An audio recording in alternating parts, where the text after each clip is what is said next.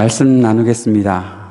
다니엘서 11장 29절에서 35절까지 말씀, 오늘 본문 말씀입니다. 다니엘서 11장 29절에서 35절까지 말씀 함께 읽겠습니다. 시작. 정한 때에 그가 다시 남쪽으로 내려가서 이집트를 치지만 그때에는 전번과 다를 것이다. 서쪽 해안의 배들이 그를 치러 올 것이고 그 때문에 그는 낙심할 것이다.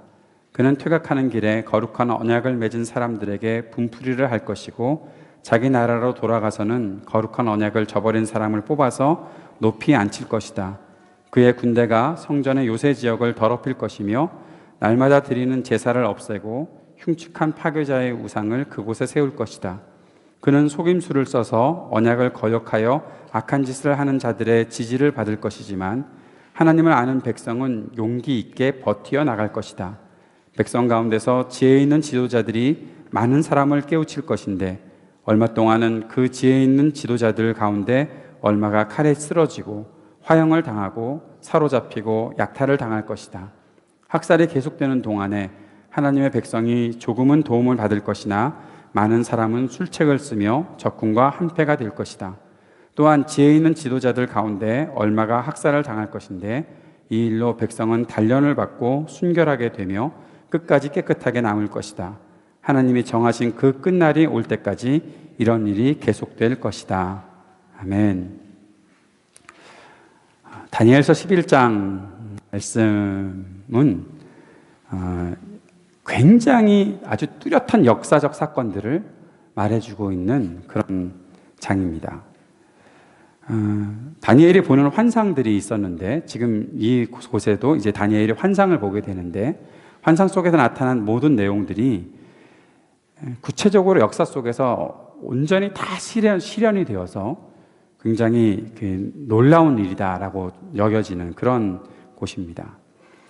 다니엘서 11장의 예언들이 너무나 자세하게 기록이 되었고 성취가 되어서 성경을 연구하는 사람들 중에는 이게 다니엘서가 BC 6세기나 7세기 정도에 쓰여졌다고 봐야 할 텐데 그러지 않고 BC 한 2세기 정도에 쓰여진 것은 아니겠냐? 이미 다 일어났던 일들을 그대로 옮겨 적은 것 아니겠냐라고 그렇게 여길 정도로 사람들이 의심할 정도로 이 역사적인 모든 예언들이 성취되고 있는 것들을 보게 됩니다.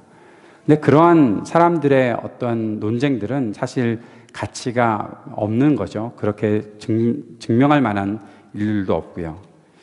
요세푸스의 역사가 요세푸스의 기록에 보면 알렉산더가 예루살렘을 점령했을 때 다니엘서를 읽게 되는데 그 다니엘서를 읽으면서 7장과 8장, 11장에 나타나는 예언들 그 속에 알렉산더가 등장하거든요. 자기 스스로가 등장을 하고 있는데 그것들을 보게 되고 어떻게 이런 일들이 이렇게 이미 예언이 되어서 이렇게 성취되는 것까지 그대로 드러나 있느냐, 누가 이런 예언을 했을까 할 정도로 아주 정확한 기록들이 되어 있다는 것을 보게 됩니다. 우리는 하나님께서 환상을 우리들에게 보여주시고 비전을 보여주실 때에 다니엘에게 이렇게 보여주셨을 때에 그 모든 것들을 하나님의 역사, 하나님의 섭리, 하나님의 통치를 온전히 드러내실 것이다 라는 분명한 하나님의 선언으로, 약속으로 우리가 받아들여야 한다는 사실들을 알 수 있게 되는 구절입니다. 어떤 분들 그런 고민들 많이 하시죠. 성경의 내용들이 역사적으로 얼마나 증명이 되는가. 아마 가장 자세하게 그리고 가장 뚜렷하게 나타나 있는 그 역사적 사실들이 오늘 다니엘서 11장을 읽다 보면 이제 페르시아 왕국의 시작부터 시작해서 그리스 또 로마까지 이어지는 역사들 속에 매 순간의 장면들을 너무나 자세하게 기록해 놓았다라는 것들을 보면서 역시 하나님께서 모든 우주를 주관하시고 통치하시는 분이시다라는 사실들을 여러분 믿을 수 있으리라 생각을 합니다. 그래서 오늘 제 특기는 아니지만 역사 이야기를 해드리려고 합니다. 저는 역사 이야기를 옮겨드리는 것을 되게 어려워하는 사람이에요. 몇 년도에 누가 어쩌고 사람 이름 외우는 것도 싫고 제 중학교 때인가 고등학교 때인가 세계에서 점수는 거의 밑바닥이었기 때문에 별로 그렇게 관심이 없는데 다니엘서를 읽다가 그 내용들을 우리가 잘 해석하고 넘어가려면 이거를 알아가는 것은 필요하다 싶어서 책 하나를 통째로 베껴왔습니다. 그걸 한번 여러분께 읽어드릴게요. 요약을 하려고 했는데 어떻게 요약해야 될지 잘 몰라서. 예. 페르시아가 역사의 중심에 나타나면서 여러분 오늘 잠깐만요. 여러분이 오늘 이 역사 이야기를 들으시고 다니엘서 11장을 집에 가서 한번은 꼭 읽어보셨으면 좋겠어요. 읽어보시면 어떤 내용들인지 조금 더 자세하게 나타나지 않을까 싶어요. 이미 읽어오신 분들이 한 분 정도는 계시리라 보면서 역사 이야기를 잠깐 해드리도록 하겠습니다. 페르시아가 역사의 중심에 나타나면서 이스라엘은 예루살렘의 재건에 대한 꿈을 꾸었죠. 왜냐하면 고레스가 이제 칙령을 내려서 이스라엘 백성들을 다 포로로 끌어왔던 사람들을 이제 다 예루살렘으로 귀환시켜라 했으니까 그 예레미야를 통한 예언의 성취, 다니엘도 그것을 바라보면서 이스라엘은 예루살렘 재건에 대한 꿈을 갖게 되었습니다. 그런데 천사가 보여주는 이 다니엘에게 보여주는 예언들은 전쟁의 이야기들이에요. 그리고 그 속에서 이스라엘이 굉장히 고통받는 이야기들이 하나씩 나타나 있습니다. 요약해서 먼저 설명을 하자면 페르시아 제국 얘기로 이 11장은 시작을 해서 알렉산더 대왕이 나오고 그리스 제국이 나타나고 그 그리스 제국이 분열하고 그러면서 이제 시리아와 이집트를 중심으로 하는 고대 근동의 그러한 또 세력 갈등들이 나타나고 그렇게 되면서 마지막에 등장하는 안티오쿠스 4세의 이야기들로 이제 쭉 진행이 된다고 볼 수가 있습니다. 페르시아에는 고레스 다음에 일어났던 새 왕이 나타나는데 오늘 11장 본문에 그대로 나타나 있습니다. 새 왕이 나타나 있는데 이름은 나타나지 않아요.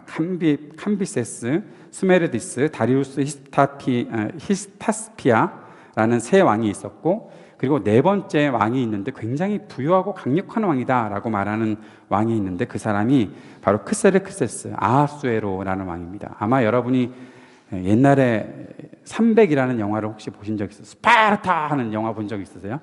거기에 아주 이상하게 괴기스럽게 나타나는 왕이 하나 나타나는데 그 사람이죠. 그 아하수에로라고도 성경에서는 나타나 있는 크세르크세스가 있었고 그가 굉장히 부유한 통치자였고 큰 세력을 가졌다라고 합니다. 그런데 그가 그리스를 정복하려다가 실패를 합니다. 몇 번을 그리스를 정복하려고 하는데 아까 그 말했던 스파르타 같은 그런 사람들이 나타나서 계속해서 그 페르시아의 공격을 막아섰기 때문에 나중에 480년에 살라미스 전투에서 그리스에게 패하고 그 침략을 통해서 그리스는 계속해서 이제 페르시아를 공격하려고 하고 100년 이상 이 갈등들이 시작되는 때가 나타납니다. 그리고 나서 그때가 어디까지 이어지나 하면 알렉산더 때까지 이어지는 것이죠. 그리고 알렉산더는 결국 페르시아를 정복하게 됩니다. 알렉산더는 아주 큰 권력을 가지고 있었고 자기 마음대로 모든 것들을 했던 사람이죠. 그런데 나중에 알렉산더가 죽게 되잖아요. 죽게 되면서 나라가 사방으로 나누어집니다. 사방으로 나누어졌다는 건 역시 진짜 사방이에요. 동서남북으로 나누어지는데 마케도니아와 그리스 지역은 그 알렉산더의 그 신복 같았던 장군들이 있었는데 4명의 장군들이 있었거든요. 그 중에 마케도니아와 그리스 지역은 엔티파터라는 장군에게 나중에 이제 카산더에게 넘어가고 트레스와 소아시아 지역은 그 리스마쿠스라는 사람에게 그리고 이제 중요한 인물들 시리아 지역을 셀리우쿠스가 그리고 이집트와 팔레스틴 지역을 톨레미라고도 하고 톨레미 왕조 들어본 적 있으시죠? 죄송해요. 예. 그렇게 나누어지는데 그 중에서 이제 남방 이집트 쪽을 차지하고 있었던 그 톨레미 왕조 그리고 시리아 쪽을 차지하고 있었던 셀리쿠스라고도 하고 셀리우쿠스라고도 하는데 셀리쿠스 왕조하고 그렇게 가장 큰 영향을 갖고 있는 강력한 세력들이 나타나고 이 두 왕조는 결국 이스라엘에게 영향을 줄 수밖에 없는 그런 왕조가 되는 거죠. 이스라엘이 어디 있는지 아시죠? 이스라엘 있고 위에 시리아가 있고 밑에는 이집트가 있으니까 다니엘서 11장 5절에서 20절까지에서는 바로 이 두 왕조의 갈등들을 나타내주고 있습니다. 다니엘서 11장 5절에 보면 남쪽 왕이 강해질 것이니 그의 장군 가운데 하나가 그보다 더 강해져서 더 큰 나라를 다스리고 그의 권세는 매우 클 것이다 라고 했는데 이것이 바로 이집트 톨레미 1세와 시리아 셀류쿠스 1세에 관한 내용이다 라고 볼 수가 있습니다. 셀류쿠스 1세는 알렉산더의 그 장군이었는데 톨레미하고는 비교가 되지 않았어요. 아마 그래서 더 문명이 뛰어났던 그 이집트 지역을 차지하지 않았을까 보게 됩니다.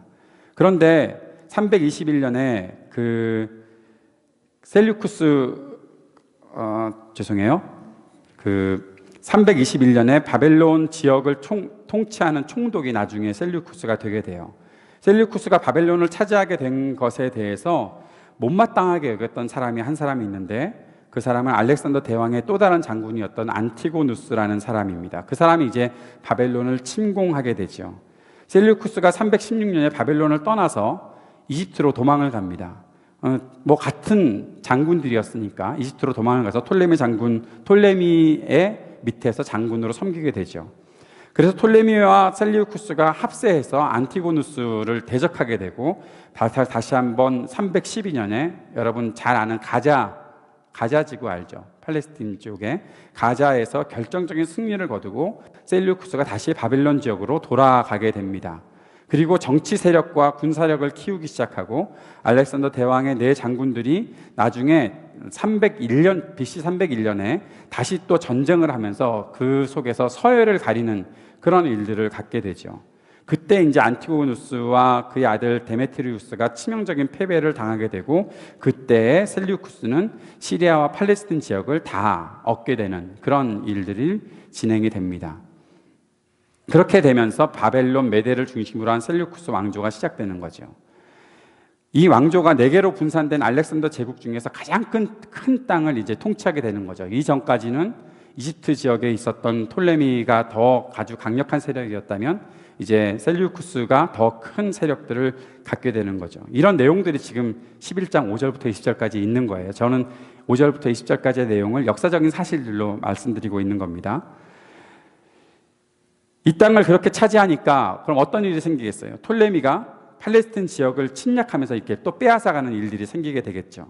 그래서 그러나 그 이후로 셀류쿠스 왕조가 한 번도 이 지역 소유권을 포기하지 않습니다. 그래서 톨레미와 또 셀류쿠스의 갈등이 시작되는 거죠. 11장 6절에 보면 몇 년 뒤에 그들은 동맹을 맺을 것이고 남쪽 왕은 자기 딸을 북쪽 왕과 결혼시켜서 서로 화친할 것이다. 그러나 그 여인은 아무런 권세도 주지 못하고 왕자를 낳아도 세자가 되지 못한다. 그 여인과 그 여인을 호위하여 온 이들과 그 여인을 낳은 이와 그 여인의 편을 들어서 돕던 사람들이 다 버림을 받을 것이다 라는 이야기인데, 11장 6절에 있었던 그 이야기들은 이제 이집트 톨레미 2세와 시리아의 안티오쿠스 2세에 관한 이야기들이 나타나 있는 것입니다.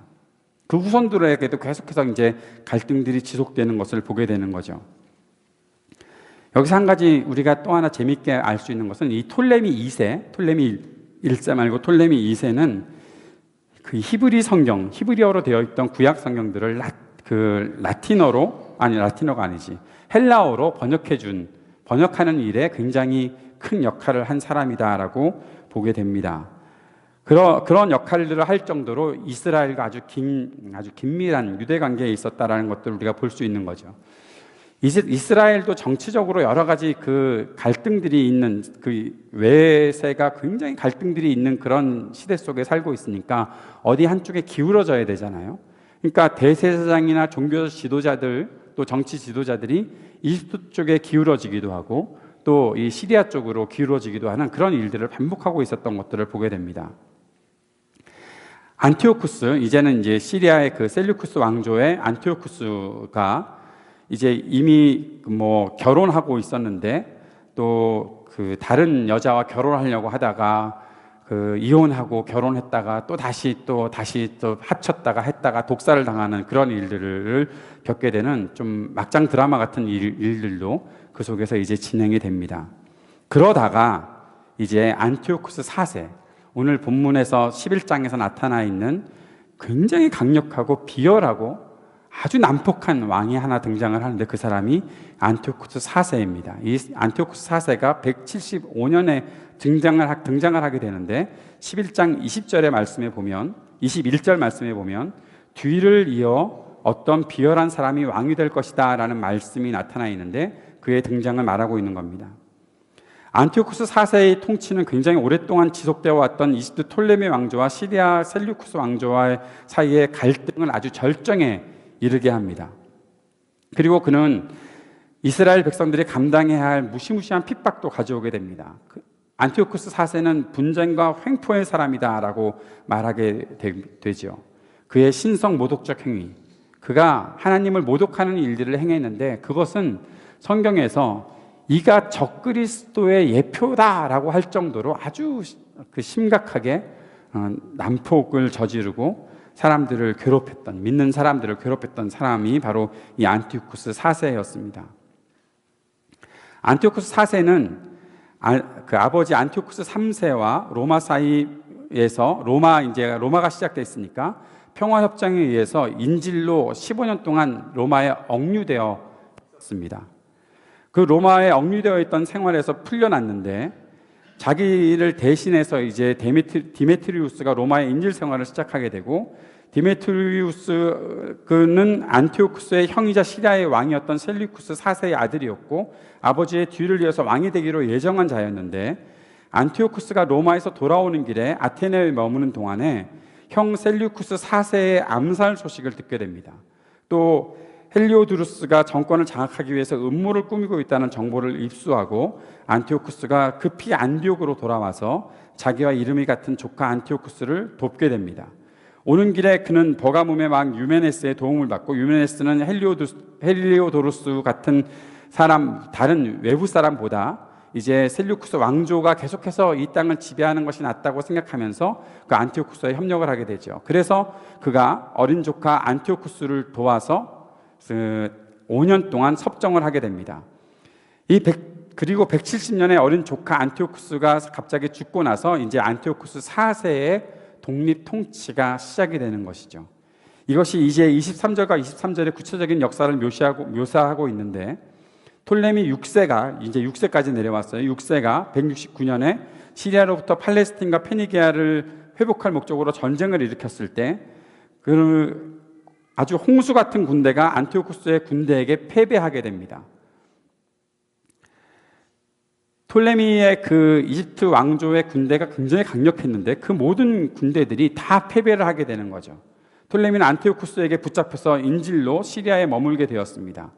톨레미 6세를 말하고 있는 것입니다. 안티오쿠스에게 그런 제안을 해요. 만약에 안티오쿠스가 도와주어서 자신이 인질로 잡혀있는 동안 이집트의 통치권을 차지해버린 동생 톨레미 7세로부터 왕권을 자기에게 빼앗아다 준다면 안티오쿠스의 영원한 협조자가 되겠다라고 그렇게 말을 해요. 그래서 안티오쿠스가 좋게 받아들이고 이집트의 영향력을 행사할 수 있는 기회라고 생각하고 그렇게 톨레미 6세의 왕권을 되찾아 줍니다. 그런데 어떻게 하겠어요? 안티오쿠스가 아까 앞에서 비열한 왕이라고 그랬잖아요. 금방 언약을 파괴하고 그 톨레미 7세와 힘을 합해서 다시 이집트 접경에서 위치한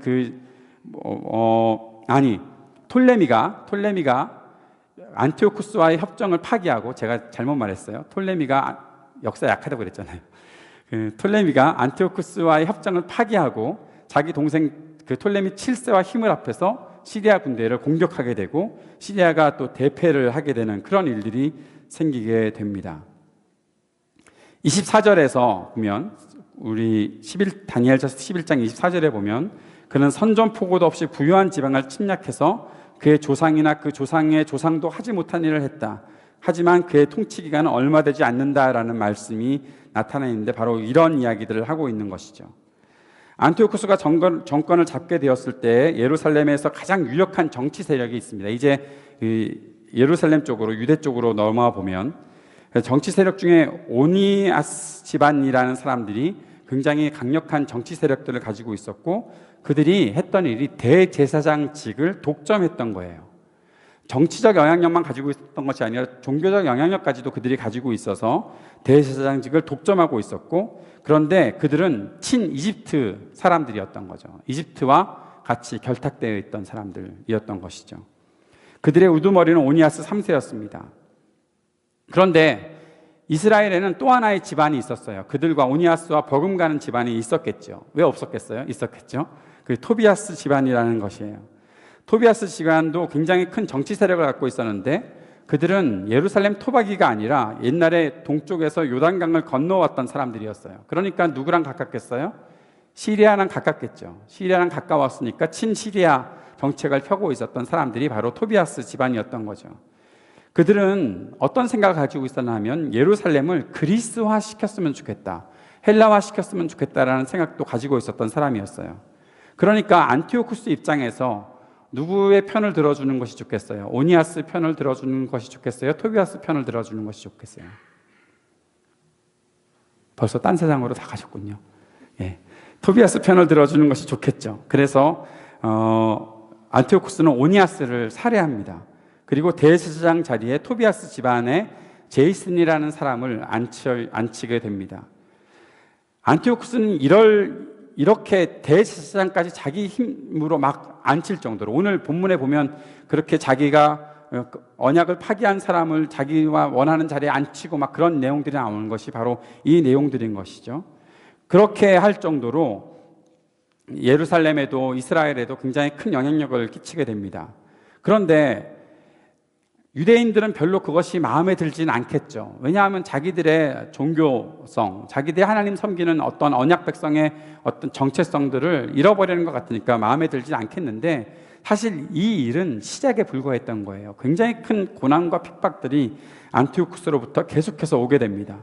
그런데 그 모든 연결점이 안티오쿠스와 토비아스 집안과의 관계 속에서 나타나고 있었다는 거예요.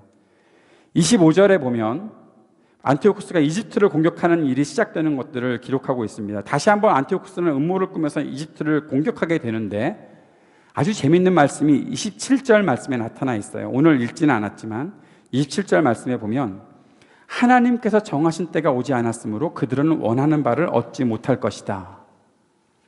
여러분 따라해 봅시다. 하나님께서 정하신 때가 오지 않았으므로 그들은 원하는 바를 얻지 못할 것이다. 이것이 지금 역사가 우리가 숨도 못 쉴 정도로 쭉 흘러가고 있는 그 동안에 그 모든 역사의 과정 속에 하나님께서 지켜보고 계시는 것이 있었고, 어느 순간 하나님께서 허락하지 않으시고 멈추게 하시는 때에는 인간이 아무리 세력이 강하고 힘이 세더라도 이 일들을 원하는 대로 얻지 못한다라는 말씀이 나타나 있는 거예요. 이것이 27절의 말씀 속에 등장하고 있는 하나님의 역사입니다. 그런데 그럼에도 불구하고 안티오쿠스는 계속해서 자기의 뜻을 펼치려고 하겠지요. 그러면서 이집트를 다시 한번 공격하게 되는데, 이집트를 공격할 때 30절과 32절의 내용들을 보면 세 번째 이집트를 공격했다가 서쪽 해안의 배들이 나타나서 서쪽 해안의 배들, 30절에 서쪽 해안의 배들이 그를 치러 올라올 것이고, 서쪽 해안의 배들이라고 하면 누구를 말할까요? 시리아의 서쪽이면은 아주 강한 군대가 있었던 로마겠죠. 로마가 서쪽에 있으니까. 그렇다고 합시다. 예. 로마가 서쪽에 있으니까. 이제 본문 쪽으로 들어오는 거예요. 이제부터는 집중을 해야 돼요. 앞에 거는 잊어버리더라도 지금부터는 집중을 해야 돼요. 로마의 그 함대 때문에 안티오쿠스는 또 패하게 되는 거예요. 그런데 이때 안티오쿠스가 자기가 패한 분풀이를 이스라엘에다 하게 되는 거죠. 그 분노를 유대인들에게 향하게 됩니다. 퇴각하는 길에 30절에 보면 그가 퇴각하는 길에 거룩한 언약을 맺은 사람들에게 분풀이를 할 것이고, 자기 나라로 돌아가서는 거룩한 언약을 저버린 사람을 뽑아서 높이 앉힐 것이다. 아까 말했던 그런 내용들이 오니아스 집안 또 토비아스 집안, 자기가 막 주무르면서 모든 일들을 해나가는 일들을 보게 되는 것입니다. 안티오쿠스는 성전 제사도 폐지합니다. 그리고 파괴자의 우상이라고 말했던, 본문에 파괴자의 우상이라고 말했던 제우스의 우상을 아주 높이 세우게 됩니다. 그리고 조직적으로 하나님의 백성들을 신앙을 버리도록 유도하게 됩니다. 배반하게 만듭니다. 하나님을 버리고 사람들을 죽이게 만들고 신앙을 버리게 만드는 그런 일들을 계속해서 하게 되는 것이 바로 이 안티오쿠스가 행했던 일들이라는 것을 볼 수가 있습니다. 그런데 이렇게 어려운 때에 지혜 있는 지도자들이 나타납니다. 그리고 사람들을 깨우치면서 세우게 됩니다. 그러나 그들 중에 몇 명 얼마는 또 박해를 받아서 죽게 된다는 말씀도 오늘 말씀에 나타나 있는 것이죠. 이러한 역사 속에 강한 세력들이 나타나고 그 강한 세력들이 세상을 통치하며 자기들의 분풀이한다고 아주 의로운 사람들을 막 공격하고 그들을 위협하고 있을 때 지혜로운 사람들이 나타나서 사람들을 깨우치고 사람들을 세워간다라는 말씀이 오늘 나타나 있는 것입니다. 세상의 힘과 폭력 앞에 지혜 있는 사람들이 어떻게 살아가는가 하는 모습들을 오늘 본문을 통해서 보게 되는 거죠. 우선 그 지혜 있는 사람들이 겪게 되는 것은 고난입니다. 박해입니다. 어려움을 겪을 수밖에 없습니다. 왜냐하면 우선 물리적으로 봤을 때 그들은 힘이 약하니까요. 그들이 할 수 있는 일들이 별로 없으니까요. 강대국들이 강한 무기들을 가지고 공격해 들어오려고 하고 위협을 한다면 그것들을 대항할 힘이 없으니까 거기에 여기저기 쥐어 터지면서 그냥 어려울 수밖에 없는 거죠. 그럼에도 불구하고 그 땅에 지혜 있는 사람들이 나타난다라는 말씀을 주고 있는 거죠. 지혜 있는 사람들이 필요한 이유는 무엇입니까? 분별해야 되기 때문에 그런 거예요. 옳은 길을 가야 되기 때문에 그런 거예요. 하나님의 언약, 하나님의 약속을 붙잡고 끝까지 옳은 길을 갈 수 있는 사람들을 세워나가기 위해 하나님께서는 그 땅에 지혜 있는 사람들을 세워놓으셨다라는 사실들을 우리가 기억할 수 있는 것입니다. 미국이 강대국이고 중국도 강대국이 되어서 일본도 옆에서 우리나라를 막 우리 남한을 공격하고 북한을 이용하고 해서 우리를 막 못살게 구를 때 우리나라에 지혜 있는 사람들이 있어야 한다는 것이죠. 지혜 있는 사람들이 바르게 판단하고 그 안에서 바른 길들을 걸어갈 수 있도록 해야 한다는 것을 오늘 이 땅에 페르시아와 그리스, 로마, 이집트 그 땅에서 아주 힘없이 고난당하고 있었던 이스라엘 민족 속에 있었던 그 지혜 있는 사람들, 그 지혜 있는 사람들의 모습을 통해서도 우리가 볼 수 있는 것이죠.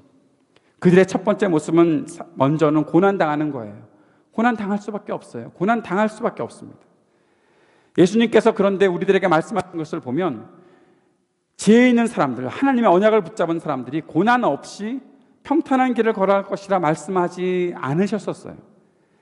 예수님께서 요한복음 16장 33절의 말씀을 보면 내가 이것을 너에게 말하는 것은 너희가 내 안에서 평화를 얻게 하려는 것이다. 그런데 너희는 세상에서는 환난을 당할 것이다. 그러나 용기를 내어라. 내가 세상을 이겼다. 너희가 내 안에서 평화를 누리게 될 것이다. 진정한 평화는 내 안에 있는 것이다 라고 예수님께서 말씀하시고 그러면서 너희가 그 평화를 가지고 세상에 나아가게 되면 세상에서 고난당할 수밖에 없을 것이다. 그러나 내가 세상을 이겼기 때문에 내가 이 세상의 주권자이기 때문에 너희들은 용기를 내어라 라고 말씀하시는 거죠. 사랑하는 여러분, 지혜 있는 사람으로 살아가려면 옳은 길을 걸어가야 하는데 옳은 길을 걸어가는 것은 그렇게 쉽게 이루어지는 일은 아니다라는 사실을 오늘 우리는 말씀을 통해서 다시 한번 보게 되는 것입니다. 그럼에도 불구하고 주님께서 말씀하시는 그 말씀을 들으십시오. 용기를 내어라. 힘을 내어라. 끝까지 힘을 내어라. 주님께서 세상을 이겼다는 사실들을 보게 될 것입니다. 저는 다니엘서 11장을 묵상을 하면서 요즘 최근에 우리나라 정세들을 이렇게 보게 되면서 얼마나 많이 비슷한지 정말 이렇게 비슷할 수가 있을까 싶은 생각이 들었어요. 그러면서 기도하게 되었어요. 옳은 길을 걸어가는 사람들에게 힘을 주십시오. 세상에서 비웃고 온갖 거짓말을 해나가고 가짜뉴스를 쏟아붓는다고 하더라도 하나님의 사람들을 붙잡아 주십시오. 하나님의 법들을 알고 있는 사람들을 붙잡아 주십시오. 그래서 끝까지 그 옳은 길을 성취해내고 진정한 하나님의 평화를 실현해낼 수 있는 일들이 우리나라 땅에도 있게 해주십시오. 고난은 있을 것입니다. 어려움은 있을 것입니다. 그러나 꿋꿋하게 버텨나가면 분명히 승리할 것입니다. 그 약속을 붙잡고 기도하는 거죠. 사랑하는 여러분, 함께 기도합시다. 우리나라를 위해서 함께 기도합시다. 이러한 곳에 지혜 있는 사람들이 나타날 수 있도록 기도합시다. 우리가 이 지혜 있는 사람들에게 고난이 주어지는 일들을 살펴보아야 할 거예요. 왜냐하면 35절 말씀에 또한 지혜 있는 지도자들 가운데 얼마가 학살을 당할 것인데 이 일로 말미암아 백성은 단련을 받고 순결하게 되고 끝까지 깨끗하게 남을 것이다 라는 말씀이 있기 때문에 그런 거죠. 고난은 말이죠. 고난, 어려움들은 그것은 우리를 단련시키는 일이 될 것이다 라는 말씀을 하고 있습니다. 고난은 우리를 순결하게 한다는 말씀도 하고 있습니다. 고난을 당하면 우리는 순결해집니다. 우리가 사실 갖고 있었던 허영이 많잖아요. 거짓된 것들이 많잖아요. 가짜들이 참 많잖아요. 그런 모든 것들을 어떻게 우리가 떨쳐낼 수 있나 하면 고난을 당할 때 떨쳐낼 수 있는 것 같아요. 어려움을 겪을 때 떨쳐낼 수 있는 것 같아요. 아마도 저는 연결시킬 수밖에 없어서 연결시키는 거예요. 아마도 우리나라 땅에 그리고 세계적으로 미투 운동이 확산되고 있는 것은 하나님께서 순결한 백성들을 요구하고 계시기 때문이 아닐까 싶은 생각이 들어요. 그동안 가지고 있었던 거짓된 힘들, 가짜들, 그런 것들 가려내려면 하나님께서 고난을 주셔야 한다는 거예요. 이것들을 통해서 징계할 것들은 징계해야 된다는 거예요. 그러면서 하나님께서 회복시키시고 치유시키시면서 거룩하고 순결해지는 사람들을 하나님께서는 보기를 원하고 계신다라는 거예요. 사랑하는 여러분, 죄 없는 사람은 이 땅에 아무도 없습니다. 누구나 다 죄를 가지고 있습니다. 그런데 그것을 숨겨놓고 감춰놓고 있다면 그것은 하나님께서 징계하실 대상이 될 수밖에 없는 거죠. 그런데 말입니다, 우리 하나님은 징계하시고 버리시는 분이 아니세요. 징계하시면 회복시키십니다. 징계하시면 회복시키십니다. 치유하십니다. 하나님의 징계는 그래서 우리를 더욱더 단련시키는 거예요. 우리는 그런 생각을 하게 되죠. 고난? 그래, 내가 의롭게 살다 보면 내가 고난을 당하게 되는 거야. 의롭게 살면서 얻게 되는 고난만이 진정한 고난일 거야. 아니요. 사랑하는 여러분, 우리가 죄를 지었을 때 죄에 대해서 징계를 받고 고난을 당하는 것도 우리를 단련시키는 일입니다. 여러분, 그 말씀이 성경에 기록되어 있습니다. 성경의 야고보서 1장 2절과 4절 말씀에 보면, 2절부터 4절 말씀에 보면, 나의 형제 자매 여러분, 죄송해요, 히브리서 12장 11절이에요. 제가 아이패드가 아니라 이 노트를 들고 하려니까 지금 힘이 들어서 그래요. 자, 히브리서 12장 11절의 말씀에 보면, 무릇 징계는 어떤 것이든지 그 당시에는 즐거움이 아니라 괴로움으로 여겨지지만 나중에는 이것으로 훈련받은 사람들에게 정의의 평화로운 열매를 맺게 합니다 라는 말씀이에요. 징계는 우리에게 괴로움으로 여겨지지만, 그러나 이것으로 훈련받은 사람들에게는 하나님께서 정의와 평화의 열매를 맺게 하신다라고 말씀하시는 거예요. 그러면서 한 가지 여러분에게 또 하나 주고 싶은 말씀이 있습니다. 신명기 8장 2절 말씀입니다. 이건 여러분 적어 놓으세요. 요즘에 주보에 노트가 넓게 있는 거 아시니까 기록해 놓고 주보 버리지 말고 가세요. 자, 신명기 8장 2절의 말씀에 보면 이런 말씀이 있습니다. 당신들이 광야를 지나온 40년 동안 주 당신들의 하나님이 당신들을 어떻게 인도하셨는지를 기억하십시오.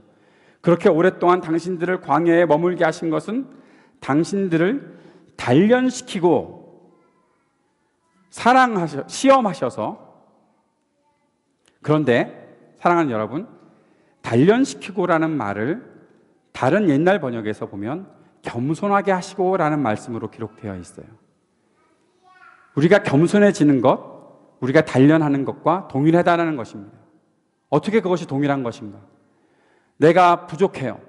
내가 연약해서 내가 하나님 앞에 죄를 저질렀어요. 그리고 하나님께서 주시는 징계를 받아요. 그러면서 내 자신이 나는 이렇게 부족한 사람이구나라는 사실을 깨닫게 되고 낮아지고 겸손하게 돼요. 그런데 그 낮아지고 겸손하게 되는 순간을 주님께서 보시기에는 그것이 우리를 단련시키는 길이다라고 말씀하고 있는 거예요. 고난은 때로는 우리의 의로움을 통해서 올 수도 있고 때로는 우리의 부족함을 통해서 올 수도 있습니다. 그러나 어떤 길을 통해서 왔든지 그 고난은 우리를 단련시킵니다. 강하게 합니다.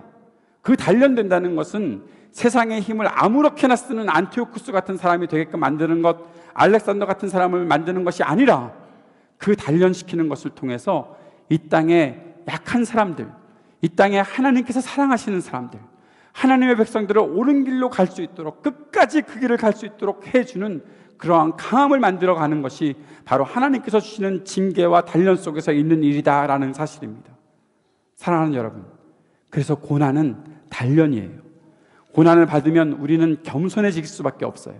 그 겸손해짐을 통해서, 전에도 말씀드렸던 것처럼 겸손해짐을 통해서 이 땅의 낮은 자들, 이 땅의 가난한 자들을 생각하게 되고 그들과 함께 있게 되는 길들을 발견하게 되는 거예요. 그 고난을 통과하지 않은 사람들, 그 단련을 통과하지 않은 사람들, 거짓과 허용으로 자기를 그저 스스로 높이려는 사람들, 그런 사람들은 결국에는 음모를 꾸미고 그리고 죄악과 패악함으로 하나님의 사람들을 괴롭힐 수밖에 없고 그러한 일들을 반복하면서 살아갈 수밖에 없겠지만, 그러나 하나님의 지혜 있는 사람들, 하나님의 지혜를 가지고 살아가는 사람들은 이 모든 강대국들의 흐름과 이 세상의 아주 강한 풍파 속에서도 자기 스스로를 단련시켜서 끝까지 살아남고 끝까지 승리하게 되는 일들을 결국에는 이룰 수 있다라는 것을 말씀하고 있는 것입니다. 여러분에게 한번 묻고 싶습니다. 알렉산더처럼 살고 싶으세요? 안티오쿠스처럼 살고 싶으세요?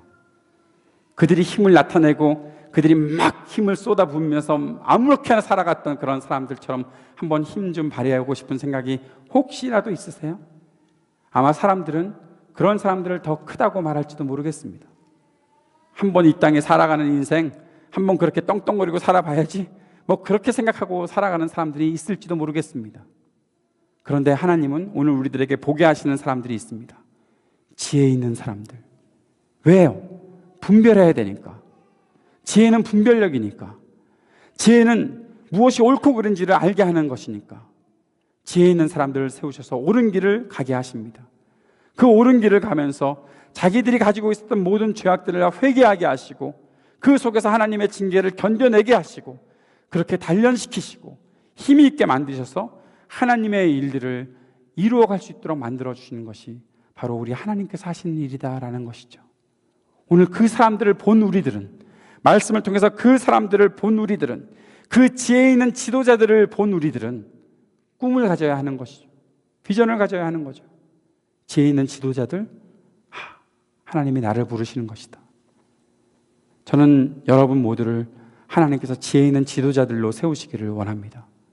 우리 민족을 위해서, 이 세계를 위해서 지혜 있게 옳은 일들을 분별하고 사람들에게 옳은 길들을 안내해주고, 내가 고난을 당하고 내가 단련되는 것들을 감내해내며 끝까지 인내해내고 끝까지 하나님의 일들을 이룰 수 있는 사람들을 하나님께서 여러분을 통해서 만들어 가시기를 간절히 소원합니다. 그 소원 품고 기도하는 우리 모두가 되었으면 좋겠습니다. 순결한 사람들, 겸손한 사람들, 고난을 통해서 단련된 사람들, 끝까지 참아내는 사람들, 우리가 바로 그런 사람들 되게 해주십시오. 주님 앞에 간절히 기도하며 오늘 하나님 앞에 헌신하는 저와 여러분이 되기를 원합니다. 기도하겠습니다. 세상에 수없이 많은 강대국들의 그런 외풍 속에서도 끝까지 하나님의 말씀을 붙잡고 설 수 있는 하나님의 사람들이 되게 해주십시오. 세상의 역사는 음모와 술수와 포악과 난폭의 역사로 계속해서 흘러간다고 하더라도 그 안에서 끝까지 주님 붙잡고 살아갈 수 있는 하나님의 사람들이 될 수 있도록 우리를 붙잡아 주십시오.